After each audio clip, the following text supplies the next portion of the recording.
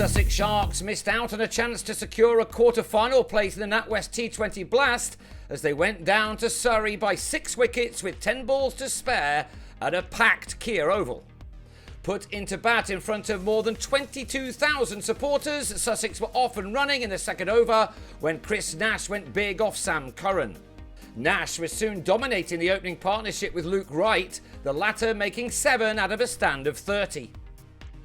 Wright fell midway through the 5th over, Chris Morris having him taken behind.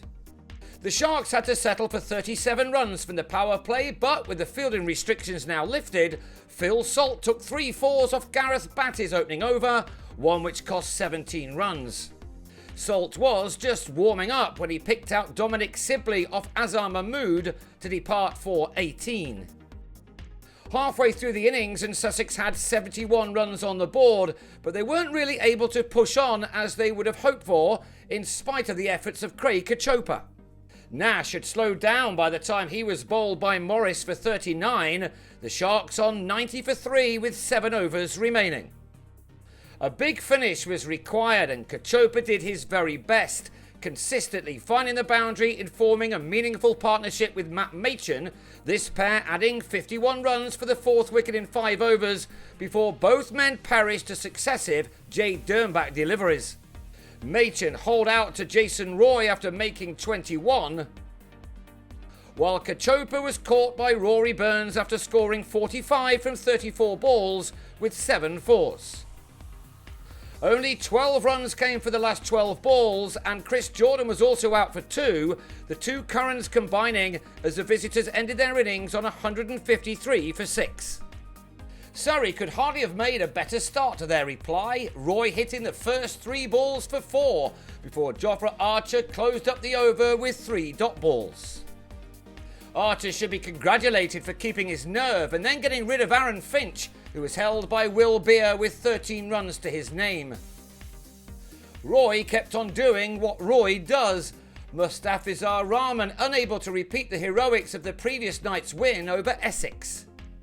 Roy went after Archer once again, a 6 hit as the home team replied with 59 runs off the 6 overs of power play, the target already down into double figures. Sussex were given hope though when Danny Briggs bowled Roy for 36, the batsman furious with himself. So it was left to Sibley to pick up where Roy had left off, he and Burns taking the total to 87 for 2 after 10, 67 more required for the next 10. Wickets were needed and Jordan supplied one as Burns was held by Rahman for 13, the score on 105 for 3, 49 now needed from 48 balls. Only 11 runs came off the next 2 overs and then Archer returned to have Sibley caught by Wright for 40. So 32 were required off 5 overs and the game was then taken away from the Sharks when Morris and Ben Foakes took a dozen runs off a Beer over just to make life that much easier for the hosts. And in the end they breezed home, Morris winning the match for his team with a 6 off Rahman with 10 balls of the game not required. The 6-wicket defeat means that the Sharks will now need a victory over Glamorgan in Hove next Thursday.